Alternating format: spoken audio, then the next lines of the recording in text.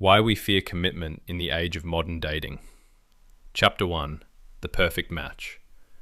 Emma had everything people said should make dating easy. She was 29, successful, funny, attractive, and lived in Chicago. Her Instagram showed weekend brunches, hiking trips, and vacations with friends. To anyone looking from the outside, her life seemed complete. Yet every Sunday evening, after scrolling through dating apps and answering messages from strangers, she felt strangely empty. Across town, Ethan, 32, closed his laptop after another long day at work. Like Emma, he had built a successful career. Friends constantly asked why he was still single. "The right person just hasn't come along," he always replied. The truth was more complicated.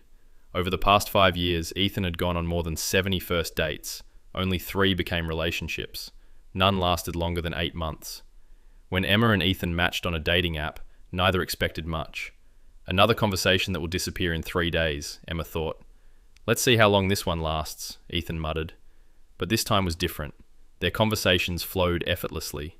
They laughed at the same jokes. They shared similar dreams. For the first time in years, both of them looked forward to seeing someone. Within 2 months, they were inseparable. Friends called them the perfect couple. Yet something invisible stood quietly between them. Neither could explain it. Chapter 2. Too many choices. One Friday evening, they sat together in a small Italian restaurant. "So," Emma smiled, "where do you think we're heading?" Ethan looked away. "What do you mean?" "I mean, us." Silence. Not because he didn't care, because he cared too much. His mind immediately filled with questions. What if someone more compatible comes along? What if we're moving too fast? What if this isn't forever? Emma noticed the hesitation. She smiled politely. "It's okay. You don't have to answer." But inside, disappointment settled quietly. That night, she reopened the dating app she had promised herself she would delete. Not because she wanted another man, because seeing hundreds of profiles somehow made rejection hurt less. Modern dating had trained both of them to believe there was always someone better one swipe away. Instead of helping them commit, unlimited choices feel risky. Chapter 3. Protecting Old Wounds. Neither Emma nor Ethan spoke much about their past. Emma had once been engaged. 3 months before her wedding, her fiancé admitted he had been seeing someone else for nearly a year. She never fully recovered. Ethan had loved deeply too. His college girlfriend left after 6 years together. Her explanation was simple. "I don't know who I am anymore." Since then, Ethan had promised himself something. Never love someone more than they love you. It sounded wise. In reality, it became emotional armor. Emma had built her own walls. Never be the first to say, "I love you." Never text first too often. Never appear too available. Protect yourself. Both wanted intimacy. Both feared vulnerability. Neither realized they were fighting the same invisible battle. Chapter 4. The Illusion of Independence. Weeks turned into months.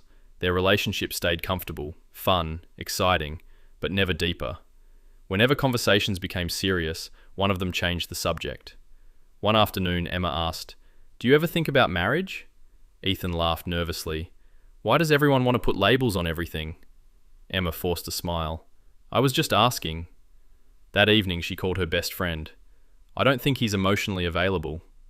Ironically, Ethan was telling his brother the exact opposite. "I think she's waiting for someone better." Both misunderstood each other's fear as a lack of interest. In truth, both feared losing their independence. Modern culture had taught them that commitment meant giving up freedom. But healthy commitment isn't losing yourself, it's choosing to build something bigger together. Chapter 5. The Breaking Point. One rainy Tuesday, Emma received an unexpected job offer in Seattle. It was everything she had worked for. Higher salary, better position, a fresh start. She decided to tell Ethan over dinner. "I've been offered a job." "Wow, congratulations. It's in Seattle." He froze. She waited. He said nothing. Not because he wanted her to leave, because he feared asking her to stay. She quietly asked, "What are we doing, Ethan?" He looked down. "I don't know." Tears filled her eyes. "I've spent almost a year hoping you'd know." She stood up. "I think we're wasting each other's time." She walked away. Neither cheated. Neither lied. Neither stopped loving. Fear had simply spoken louder than love. Chapter 6. The Hard Truth. Months passed. Emma accepted the new job. Seattle gave her fresh opportunities, but loneliness followed. Ethan buried himself in work. Occasionally he opened old photos. He realized something painful. He had never actually been afraid of commitment. He had been afraid of disappointment, afraid of divorce, afraid of betrayal, afraid of making the wrong choice. So instead of risking heartbreak, he guaranteed loneliness. Emma reached a similar realization during a therapy session. I keep waiting until I feel completely safe before committing. Her therapist smiled gently. Real love doesn't begin after certainty. It begins after courage. Those words stayed with her. Chapter 7. A Different Kind of Love. Nearly 18 months later, fate crossed their paths again. Not through an app, not through social media, at a friend's wedding. They smiled awkwardly. Over coffee, they talked honestly for the first time. No pretending, no games, no carefully calculated responses. I'm sorry, Ethan admitted. I thought protecting myself would protect my future. Emma nodded. I thought staying emotionally guarded would keep me from getting hurt. It didn't. No. They laughed. Then Ethan said quietly, I finally understand something. What's that? Commitment isn't about finding someone perfect. It's choosing someone imperfect and continuing to choose them. Emma smiled. So, no pressure. But if we're going to try again, I'd rather build trust than chase perfection. She reached across the table. So would I. Final reflection.